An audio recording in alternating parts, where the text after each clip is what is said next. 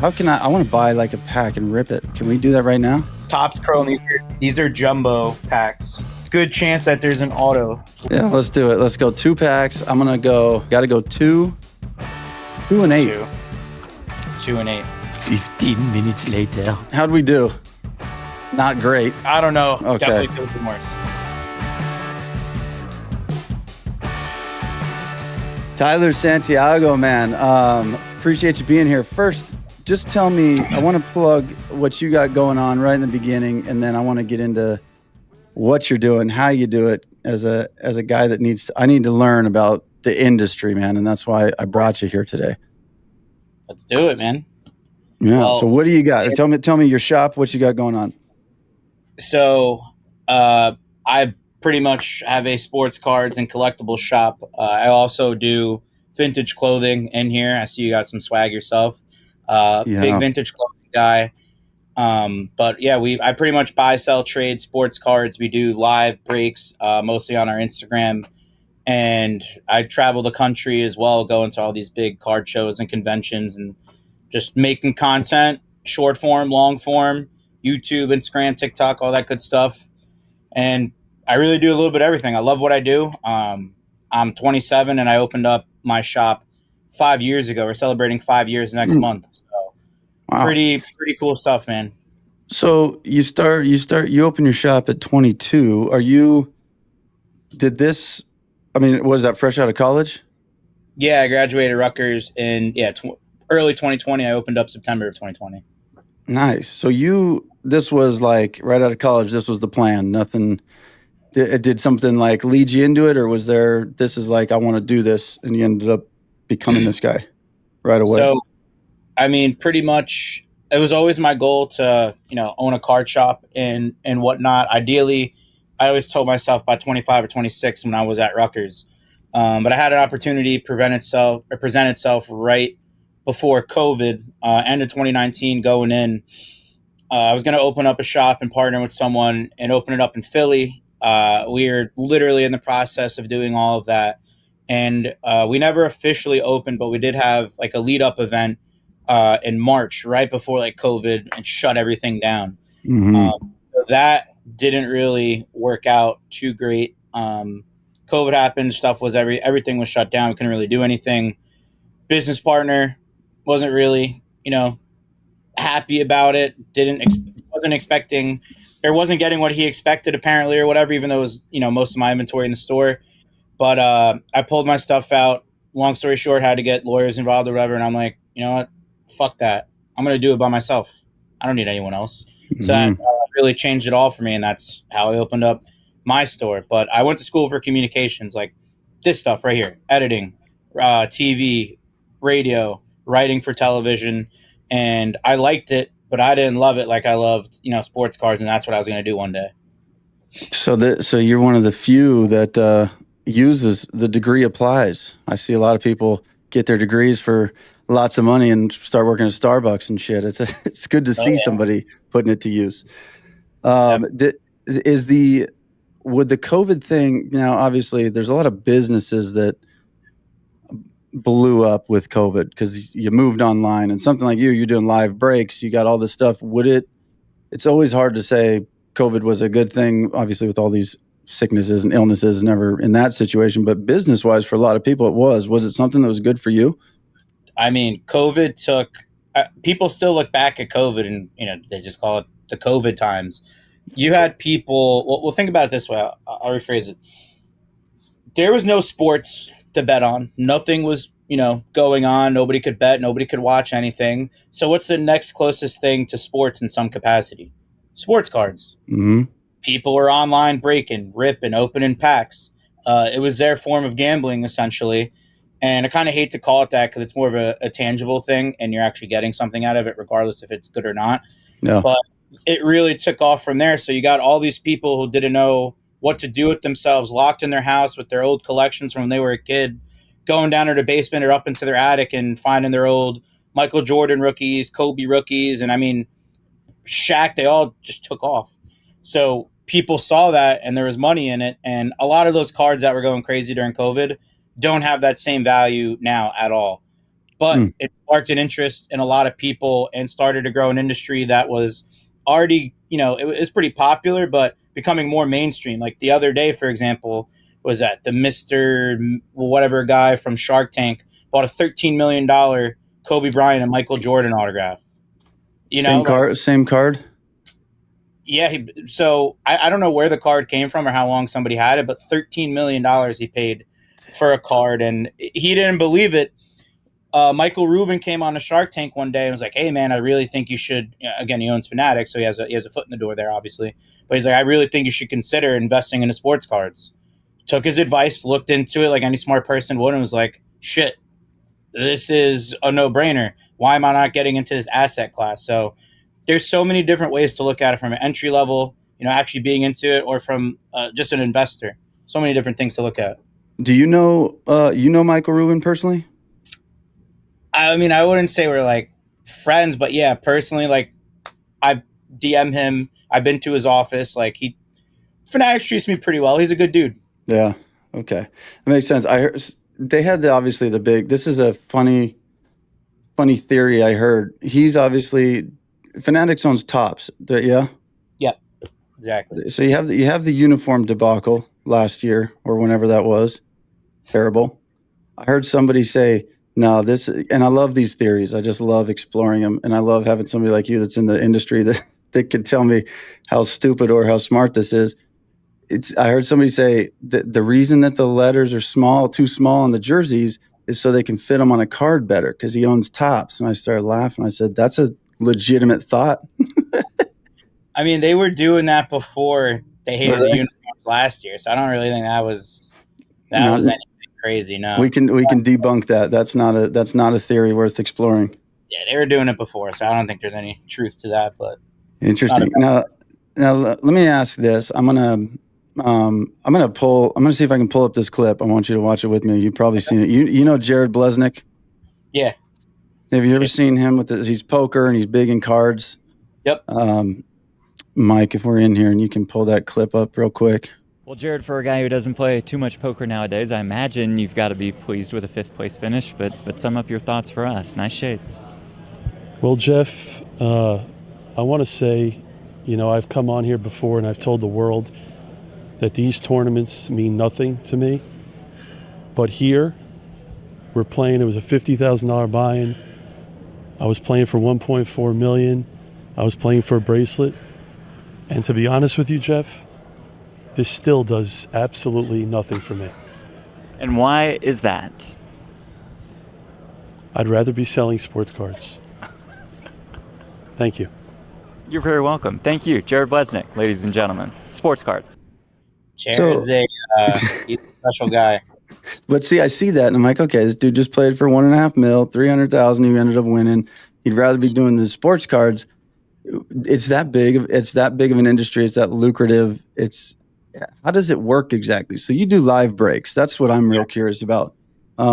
Just walk me through like what a live break looks like on your end. I mean, so there's many ways you can do it. There's so for baseball, 30 teams, there's a pick your team. You can pick any of the 30 teams at a certain price point that they're listed at.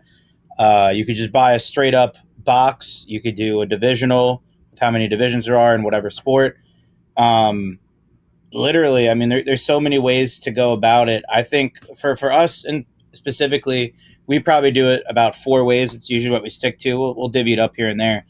But there's really so many other platforms that you can go on and just get in. If you want to do a pick your player, and I would never do that. That's like insane. 700 player checklist. You can go and buy that one player and get every single card you hit out of that, what is it, Topps Chrome product or whatever it may be. Just absolutely insane. So there's so many different options and buy-ins for any level of collector or whoever's interested into getting into sports cards. It's really nuts. So like a pick your player, what does that mean? If I'm the guy, if you're doing live breaks and I say, hey, my guy's Bryce Harper, what does that mean? What do I do now? So you would pay for that spot. So Harper is obviously one of the best players in baseball. Uh-huh. Say his spot is $100. So say they're opening a case of cards. A sealed case of cards would be 12 boxes. 12 boxes make a case. every Bryce Harper card that they pull out of that case close to you. Okay. So if you don't care about anything else, you're a Phillies fan, only want Harper, you could go that way. You could find someone else that's doing a break and just, hey, I like the Phillies. I want all their cards. I can do it that way. Or you just want the box and, it's a crapshoot at that point. Fuck it, I'll take the box. So if I pay $100 for Bryce Harper spot and there's no Bryce Harper card in the whole box, my 100's gone? Pretty much. But depending on the platform that you break on, they might send you something because they have to ship you something regardless. Gotcha. That's crazy. I mean, that's kind of the fun in all this. There's certainly a business side, which you're on, and also it's kind of cool because to me, for you, like, you are obviously much more than a collector. You're a businessman who is in the collection business, I guess, this collectibles business. Yep. And you've made a clear, good living out of this. That's still part of the fun, though, right? Is like, it's ripping the packs, hoping you get something. It's the little gamble side of it that for me, when I think about opening cards, I'm just excited to see what's in it. So Exactly. How much of that plays for you still where, you enjoy that part of it as you're obviously working the business side? I don't really feel like I'm ever working, to put it that way. I love this shit. So it's cool to see other people react and get excited over a piece of cardboard, essentially, because they were looking for it, or it's their favorite player, favorite team. But I collect. I mean, that's behind me. I don't know. You probably never heard of Corey Schlesinger, Lions legend, best fullback of all time. Well, that's my fucking guy right there. Mm-hmm. That's the best best fullback of all time. I've gotten to meet him. So growing through with everything that I've done content wise and selling cards, I've been able to travel and become friendly with a guy that I grew up, rooting for. So to me, it's also about the people and the memories. And I feel like one of the biggest factors in almost any collectible industry is nostalgia. If you can make money off of nostalgia all day long, people are still putting out stuff that they were interested in 20 years ago, and that's what's selling because nobody can create newer, better things. I still love Herman Moore. I got a Herman Moore card today. Like, who cares about Herman Moore anymore? Not a lot of people. I do. So Those are the things that excite me, the stuff that I grew up with for my childhood. Yeah. Well, you look like a Detroit fan. You look like we got some WWE, WWF, whatever we call it these days. Oh, Reds. You're Reds right now. No, I'm a Tigers fan, but I'm wearing Reds right now because this is my dad's old jersey. I rep Griffey. I love Griffey too. Yep. I'm kind of against wearing the other team kind of thing, but Griffey's respectable. I'll give him that. That's similar. I think it's similar to what I do. I do obviously baseball content, so I feel like I can have my team, and then I can also just wear whatever and support whoever. You're in the collectibles industry. It's like this is the industry. I'm not going to only wear this or only collect that. So I'll give you more than a pass on wearing the Reds jersey as a Detroit fan. But you guys Detroit's got a real shot this year. Oh man, you have no idea. That's another thing. Like, I made a great connection with one of the Tigers bat boys who then passed me on to making a deal with Javi Baez. So I got to shoot content with the Tigers at Comerica Park on the field with Javi, Riley Green, Tommy Canley. Like, that's sick. I would have never thought that. I got to collab with them on social media. Like the Tigers, it said Tigers with Santiago Sports. That's fucking insane to me. Like, that's pretty amazing. Stuff I never thought would happen. So that's awesome.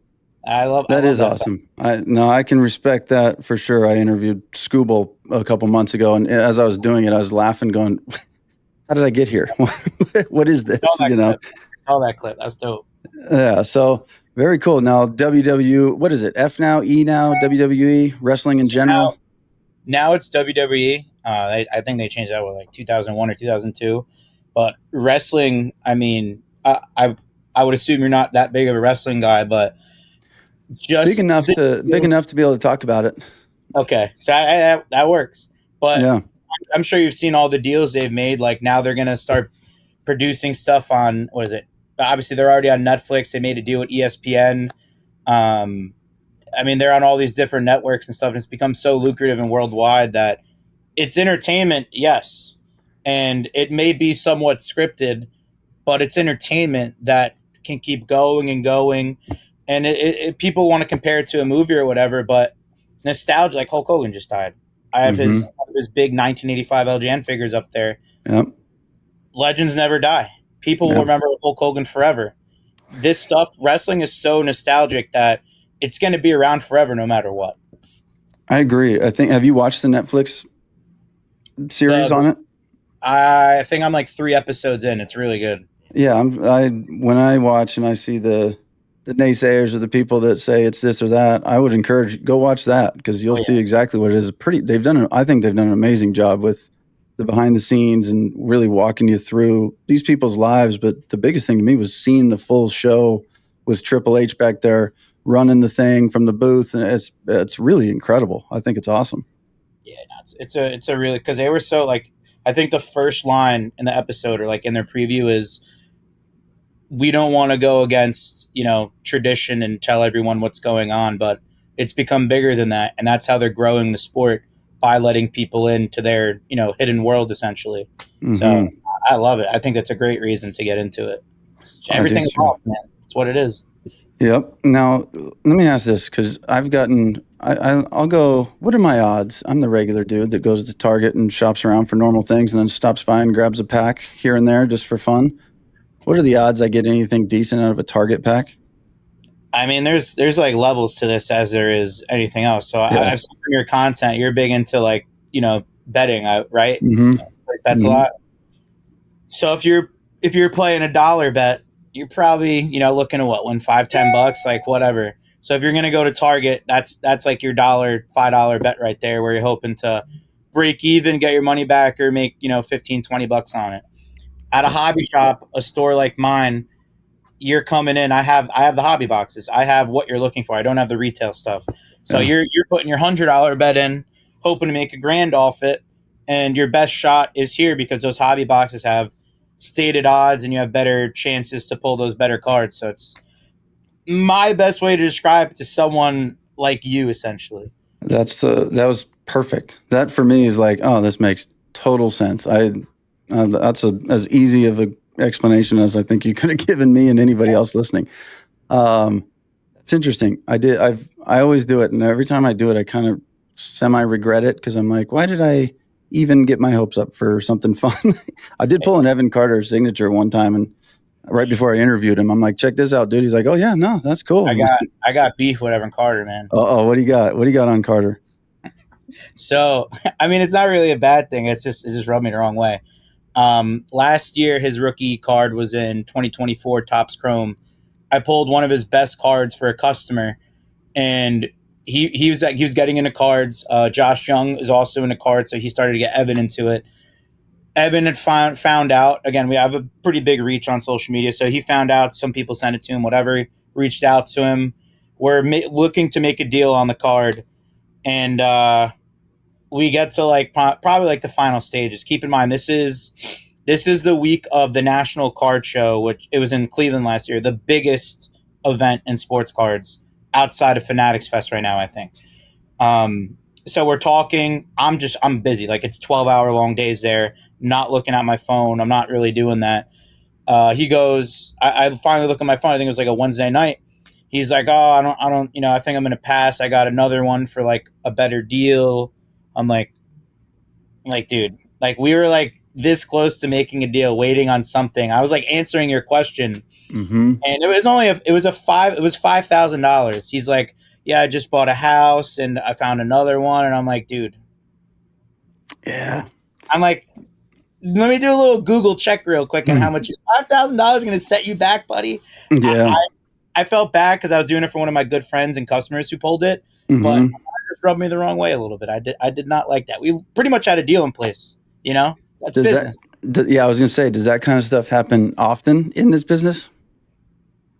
I mean, I give Evan the benefit of the doubt because he was kind of newly getting into it, and I'm sure he's fucking baseball his whole life, eat, sleep, baseball. Yeah. Probably didn't do much business in his life, but that's like a no-no in business. I mean, you know what I mean?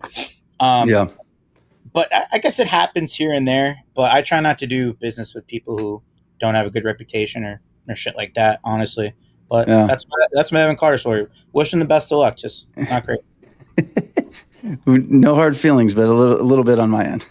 A little bit. It is what it is. Yeah, it's talk to me about I guess the levels to the same card, right? Can there be one card, this one's a foil, this one's this one's that? Is there like one card with 5 to 10 different, whatever levels to it? Yeah. So I actually have, funny enough, the Herman Moore card I showed before. So they call it essentially a rainbow, like the complete run of the card. For example, there's 2, 4, 6, 8 Herman Moore cards, all the same card, just all like different colors. So this right here is the black 1 of 1. Then you have the green out of 5. Then you have the gold out of 10, and so on and so forth. So a lot of collectors will go and be like, hey, I want to collect the rainbow. The hardest one, obviously, to get is the 1 of 1. Then they'll go down the line and try and complete it. So to what you said, pretty much there's a line of every card, that you can go collect. This one had 8 parallels. There's Prism has like 53 parallels you got to go collect. It's nuts. That's crazy. When what do you have, all 8 of those right there? Yeah. So I actually had the 1 of 1. A buddy of mine had all the other ones. He was looking for the 1 of 1. He saw that I posted. He's like, so you're going to sell me the 1 of 1, or am I just going to sell you the rainbow? I'm like, well, I'm not selling the 1 of 1. So looks like I win this one. So I bought the rest from him. But I'll never sell those. He's a cool dude. Yeah. So how much of the cards that you collect are for your personal, I'm never going to sell them, and then the rest are just business, I'm going to flip this thing? I probably keep way too much, to be completely honest. Yeah. But this is why you got in it, because you loved it, and this is the nostalgia, and this is your guy. That's why you have 4 Schlesinger jerseys behind you. Exactly, man. It's probably why you're successful, because you actually love it, and you got into it for that reason. You saw the business, I'm sure, but it's like anything. Build something you love, and the money will be there, versus I'm going to get into this because of the money. Exactly. You have a much better chance doing it for a long time and successfully if you love what you're doing. I mean, you get it. You're doing something you love right now. Like, no doubt. No doubt. Now talk to me real quick, because I see the clips I see the most are like the shows where you're at the table, right? And somebody comes up and they want this, or they trade that, or you're working deals. What is that like for you? And how much has it grown comfortability wise? Or were you always like your first show, you're like, I'm good at negotiating? Or was it like, okay, this is something to learn? I feel like I've been doing it so long. I have a twin brother who, like, so we talk about the breaks. He's like my main breaker. Like, he runs that stuff. I don't got to worry about it. But our dad used to bring us to card shows, push us around in a stroller since, we were babies. So a lot of I'm in New Jersey. So a lot of the shows that we've been going to since we were kids, I mean, we've grown up and those guys have gotten older, and we just have been doing it. So there's a level of respect in this as well. And then as far as the content goes, like you're saying, a lot of my videos are me making deals at the card shows. I don't necessarily put them out there for the money, because it's not really a residual thing. I don't know. Like, I don't make shit off Instagram. I make a little off YouTube. That's really it. Love to make it, but that's not what it's about. It's about putting yourself out there. And again, social media is a good, a blessing and a curse, I think.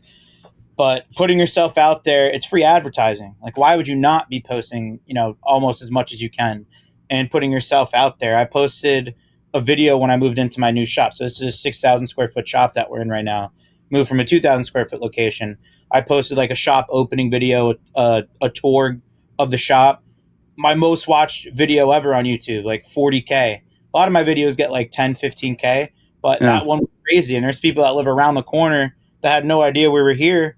And now they're coming to my shop because of a video I put out there. I made like $800 off the video, but that guy came in and spent a couple grand over the last couple of weeks. So there you go. That's really why I do that content. And it doesn't hurt, because people see you, they get familiar with you, and they want to make a deal with you. So it helps. Yeah, that makes a lot of sense. You, how often are you in the shop? I mean, in the summer, I like to chill a little bit. Sunday is my only day. Sunday's a no-no. Down the Jersey Shore, that's what I'm doing. But I'm in here every day. So this is Labor Day weekend coming up. Big finale, whatever. But I'm in here every day I can be, unless I'm at a show, or I don't really travel that much outside of, for shows and stuff. But I like if I travel to Detroit, I'm going to a game, going to a show. That I kind of base stuff, my travel around events and, making the most of it. But I'm in here pretty much every day, 8 to 12 hours a day. In the summer, like I said, I take it easy, but I love this shit, man. I wouldn't rather be doing anything else. What else would I be doing? No. It's your twin brother. I can't help but notice this immaculate beard. Does he have one as well? No, he's more of a flow guy. Okay.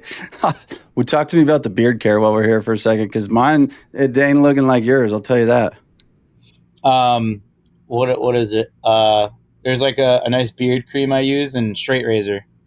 Okay. You're do it yourself? So I go to my barber like once a week, but yeah, for the most part, I do it.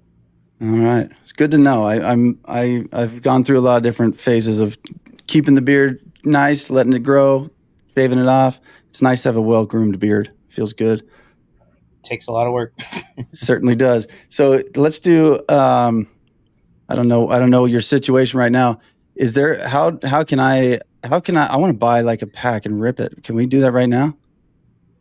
Yeah, I think my brother might be live right now on Instagram, but I could get something. You tell me. Yeah. I got it. Yeah. What do I get? I don't know. I'm going to put this on the company. Like $100? What will $100 rip get me? So obviously you're a baseball guy. Let's get I have my laptop on me. Fuck it, we'll go in the shop. Let's do it. Ready? Yeah. Go. Let's see. We got a couple packs. Let's say Topps Chrome. Yeah. What you tell me. I just want to rip one. I want the excitement. I want to feel it on this podcast. So we're literally walking through the shop right now. This is nice. We're getting a view of the shop too. What's up, everybody? That's sick. Glad. All right. So baseball, where are we at? So I have some packs here. I would say, let's see. Mike's been in here ripping a lot. So these are Topps Chrome. Well, Mike was in here, last week, I think. It might have even been in here this weekend. But Topps Chrome, these are jumbo packs. So there's 11 cards in here. I think there's 12 packs a box, and you're guaranteed 3 autos per box. So good chance that there's an auto left. There's 5 packs. Actually, no. Let's see. 2, 4, 6, 8. There's 8 packs out of 12. So the odds are on your side that there should be some autos left in here. So if you're telling me what you want to do, they're 45 a pack. So if you pick 2 best packs, whatever you're feeling, I'm sure you have some lucky numbers if you're placing bets all the time. Yeah, let's do it. Let's go 2 packs. I'm gonna go. Are we counting from the top or bottom? Yeah, we go top to bottom, 1 through 8. All right, let's go. I got to go 2 and 8. 2 and 8. All right. Let me see. There's not really. I can't really flip the camera on this, so we'll just go like this. Yeah. Let me put this down. Yeah, these guys are literally in the shop right now making deals over here. Love that. This is my first ripping a pack here, so I'm actually very excited about this. All right, so let me move this down a little bit more. I'm doing a podcast. All right, so Nathaniel Lowe. Now we're wait. Let me see. There we go. Now a Red Sox Nathaniel. This is like the best we're gonna get. Contreras, Chris Bassett, Ryan Jeffers. So now, like, you see how those cards look different there? Those are like your refractors and inserts. If you could see the colors. Yep. So we're gonna save those for last. We'll go to the back. Adrian De Calcio, rookie. Arovis Martinez. We'll just go into the juicy stuff. Riley Green. That's my guy. Yes, sir. We take a Riley Green. That's my guy. Big grand slam yesterday. That's number to 199. So that's an aqua refractor. I'll sell it to you for $45. There you go. Is that Merrill? Yeah, Jackson Merrill. I'll take a Merrill. I'm a San Diego guy. I like that kid. That's an all etch insert. And there's a Kobe Mayo Fortune 15 rookie insert. That's actually fire. That's sick. That's not number. Julio refractor, and then a Miguel Andujar. All right. We'll take it. Not the best pack in the world, but you did get a numbered card. So we'll take that. No, this next pack's the one. I feel it. All right, maybe it'd be better up here. All right, this is the second pack. Let's see. Ooh, I see another. So there's like a little shinier one in there. Okay. It's like an aqua. So you got a rookie insert and stuff. There's Mike Trout on top. We'll take that. Trouty. You got Trout. Move this down. What's okay? Hold on this. So that Mike Trout, what's that worth? Like $150? I wish. It's just a base card. So Yeah, like just the Riley nothing. Greene pulled, we want a numbered one of that. So that's Yeah. just like the basic one. Okay. All right. So Zach Gallen not having a great year. Kyle Tucker. A little Ian turning Happ. around. Drew Romo rookie. Go to the back first. Corey Seager. Is that Ben Rice rookie? That's not bad. That's not bad. Rice. He's gonna have a career. I'll take a Rice. I hope it's not Greg Bird 2.0. All right. So we got, this is going to be a wave. Xander Bogaerts. That's number to 199. That's a sick card. That is pretty cool. Future Stars Wyatt Langford. Ooh, Jordan Alvarez. Jordan's my guy. I think he's the best hitter in baseball when he's healthy. And then a Hayden Bird song. That's a refractor rookie. A Bird song. Is that good? How'd we do? Not great. I don't know. I don't know much about him. I know his autograph so well, but that's not an autograph. Okay. So we did. How would you rank that? If 1 through 10, what kind of rip was that? A 1? Not great. I'd say like a 2. Okay. Definitely could have been worse. You pulled 2 numbered cards, so like you got numbered cards at least. So we get a 2 out of 10. Which now, and you know what? What I like about that is that's on me. I picked the 2 and the 8. I could have picked the 1 and the 5, and we'll see. I see how people get into this. So now what happens? You send me those. I pay you. What? Or if I'm just like, I didn't get anything I wanted. Who cares? I don't really care, but I'll still send them to you. No, it's all good. You give them to Mike because Mike's on the team here. Next time Mike comes in. That's sick though. Thank you for doing that. I like that. I'm gonna. Mike's coming in. Hey, Mike's coming in with the money and to pick up the cards. Hey man, you should do that with the players on the podcast. Not a bad idea, man. It's content. Let me tell you what I want to do. I know Dylan Cease has like something. He's kind of into cards. And I've interviewed him before. He's a funny dude. And I bought this. I want to say, hey, if I'm going to rip a pack with you. If I get a Padre, I get to send it to you. You'll have him sign it. We'll give it away to somebody type thing. And then cool. I want to like get a pack and open it, take the cards out. Cause I went on Amazon and bought like a $10 Padres only pack.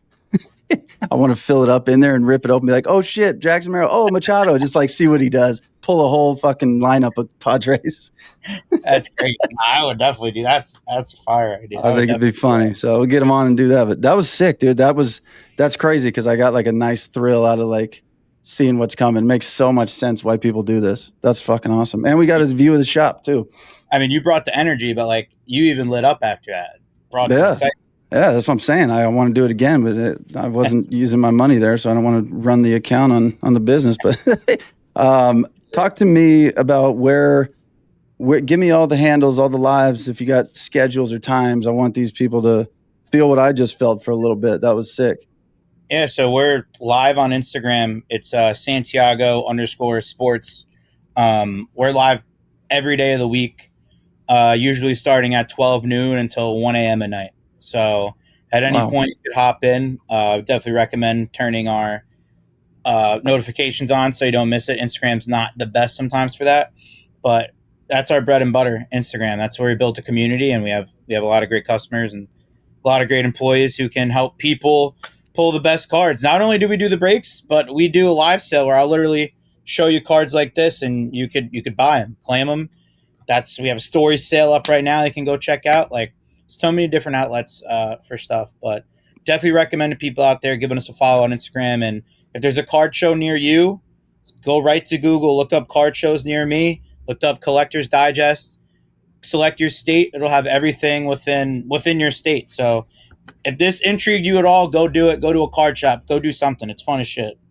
I'm about to. I'm telling you, that fired me up. I'm about to hop off and Google the card shows near me. Let me ask this, out of pure curiosity, you guys are live 12 to 1 a.m. I've seen a show or two where I just pop in for a little bit and I'll see them sell $100,000 worth of stuff in an hour or something. I'm like, damn, these guys are raking.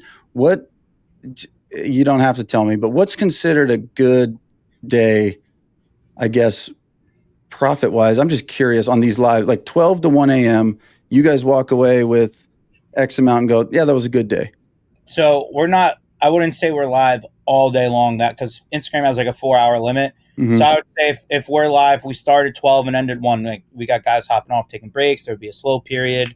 So I would say out of those hours, we're live probably a solid 8 or 9 hours consistently every day. Yeah. Factoring in breaks and people getting a breather, got to eat. But I would say a good day is walking away with like 20, like 15 to 25. I'm happy with that. There's some days that aren't even going to be close to that. There's some days I would go crazy, but there's day like the biggest days will be like when products release. So usually that's a Wednesday or a Friday. Those are usually the 2 big release days. So those days, I'm guaranteeing we're going to do great. That's the energy you got to have. So what are the release days? Like a new box, or what is that? Yeah, a new product. So Topps Chrome that we just ripped, when that came out, you knew day one was going to be nuts. Everybody's going to want it. Everybody's looking for it. Everybody wants to go pull their Aaron Judge autographs or whatever. So that's what you're looking for. It's just a lot of anticipation, and that's when you're finally able to get your hands on it. Do you guys have like in the industry, do you have the access to these? And then, or like, could I just go find one somewhere other than a place like you guys? So when it comes to hobby boxes, Fanatics is pretty strategic with how they, divvy them up out there. They'll give so we have 2 accounts with Fanatics, Topps, whatever. One is for a hobby shop account and the other is for a breaker account. So the product we get exclusively for a breaker account is meant to be broken on our live streams. Gotcha. Product for the shop is supposed to be sold in the shop. You can find stuff elsewhere, but they've really cut down doing that because they want people to go support their card shops. They will sell product online, but the problem with that is it's basically a pre-order. So you might not even have it on release day. Usually I would say it's like a week or 2 after you'll get that product. Wow. So that hype kind of dies down a little bit. So they really do strategically do things to help the card shops and the consumers. Some people are against buying shit from card shops because they're not getting it at the price that we're getting it for. But again, that's how business works, and never going to make everyone happy. So it is what it is. I like to know. I really like to know that they try to, intertwine you guys in success across the board for the industry, which is pretty cool. That's that makes me like, if I was one of those guys, it's like, oh, I'm not getting it at your rate, I don't want to buy it from you. That would make me probably now go, okay, cool. This is I don't know. Maybe it's the fact that it's the card business and there is some nostalgia to it. And it's like, no, this is where we all grew up in card shops. We didn't grow up online, doing breaks and all that. We grew up going in, buying a pack, opening it, and then letting the card owner go, ooh, man, that's a good one. Let me look it up in the Beckett. You know what I mean? Which is awesome. Talk to me real quick about the PSA grading system. And then I'll let you bounce, but I'd like to understand exactly how that works. Sure. So Mike's created with us before. So if you have any questions, definitely ask him too. Yeah, there you go. It's pretty simple. So we here are a certified PSA dealer, and there's levels to the dealers they have. There's like platinum, gold, whatever. We're second from the top. They raise like the standards or whatever. So essentially, to be where we're at, we have to grade $250,000 worth of cards a year with PSA to be able to get our discount. Now, the discount isn't anything crazy, but it's a great way to get people into the shop to grade cards and to buy other stuff to grade, hopefully it all balances out. Essentially, you're literally, on a card scale, they're going to grade it from 1 to 10. They could grade it authentic if it's beat up, if it's an old Mickey Mantle, Babe Ruth card, but that's not a bad thing. I'd say the most important thing with grading your cards with PSA is just having your card even encapsulated, just having it protected, and someone could always break it and do shit like that, but they're not indestructible by any means, but they're going to keep your card safe for the most part. It will enhance usually most of the time. You're looking for a 10. That 10, for example, I'll show a card. Samuel Basallo, who just got called up. That's a PSA 10 Speckle first Bowman refractor auto. It's numbered to 299. This in a 10 is worth about $600 to $650. Raw, not graded, ungraded, it's probably a $250 card. So I'm not going to say every card you're going to sit here and be like, oh, it's worth 2x, but you definitely increase the value of a lot of your cards just by getting them graded. Even a 9 would be worth, so if the Grawl card's worth 250, and a 9, it's still worth probably close to 300. So you're increasing that value. You know exactly what you're getting, and there's nothing to second guess. Yeah. When you guys do a grade like that, do you like give it that little, I don't know, is there a tab or sticker like that one right there on the top that you just showed? Mm-hmm. What is that? What is the red thing on the top? Does that just tell you what it is? So yeah, that has all the details on the card. PSA is also pretty good because on their online app, you can literally scan it. There's a barcode on the back, and you can scan the front like their AI software. It'll literally tell you everything you need to know about the card. It'll tell you how many PSA 10s are out there. So there might be 7 10s. It'll show you the population of the card, how many 9s, so on. I mean, it's really cool, like how deep you can get into it just by scanning a card with an app too. Yeah, and does the value go up if there's only X amount of 10s out there? It does, huh? 100%. If this was the only PSA 10 like this, and there's 299 of them, if it's worth $650 now, it's the only 10, and this card's already like 2 years old, I would say this is probably easy, like probably $1,000, like $1,200 card, just because I have the only one and you don't. That's sick. I love that. I know I've heard you have celebrity softball with a little Yankee legend. I think anybody from the 80s, 90s, early 2000s are Yankees legends. What do we got? Talk to me about this. So we have Bernie Williams Day coming up September 6th. Every year he does like a fundraiser event, and it goes to a multitude of charities, but this one's for Ridgefield Playhouse. It's a nonprofit like music house where they do all kinds of concerts and stuff and help kids learn how to play instruments. They also, I don't know everything about them, but they have a sick baseball field right outside. So Bernie, being into the jazz and playing his guitar, made that connection, and they do the celebrity softball game. I haven't played in 2 years, but they had Mariano Rivera, who can't play this year because popped his Achilles catching a fly ball again at Yankee Stadium. That was a bummer. Is what it is. But yeah, man, it's going to be fun out there. We're sponsoring the game. We have our patch, our logo right on the sleeve. So that'll be fun, and it's for a good cause, and I have a great relationship with Bernie and his people. So I'm looking forward to that. That's awesome. So you guys are sponsoring and you're playing? Yeah, man. It's a fucking 400-foot fence, but I'm gonna try my best. Apparently, I wasn't there for Mariano's home runs, but he's hit 4 home runs at that field. It's 400 feet deep. That's wild. For softball is insane. That is insane. Well, you get in there and take your hacks, baby. I'll do my best. That's it. Get some stretching in, dude. I know you're mid to late 20s, 27, you said, but shit, I'll tell you what, comes an age where you jog a little bit and you're like, oh fuck, maybe I need to start stretching now. I've been getting out to the side over here, hitting fly balls to my guys and throwing a little bit, so I'll be ready. There you go, moving around. I like it. Tyler, thank you so much, dude. We got all your stuff plugged, but I appreciate you filling me in, man. And I know that I'm part of the majority here that is interested but doesn't know. So I appreciate you taking the time. That will, anybody interested is going to learn a whole lot, like I just did, and hopefully they'll start ripping too. Whether you got $5 or 500, I think it's equally as exciting, man. That was sick. So I appreciate your time. We'll let you get back to the shop and doing your thing, brother. Yeah, thanks, man. I appreciate you having me on. This was fun, man.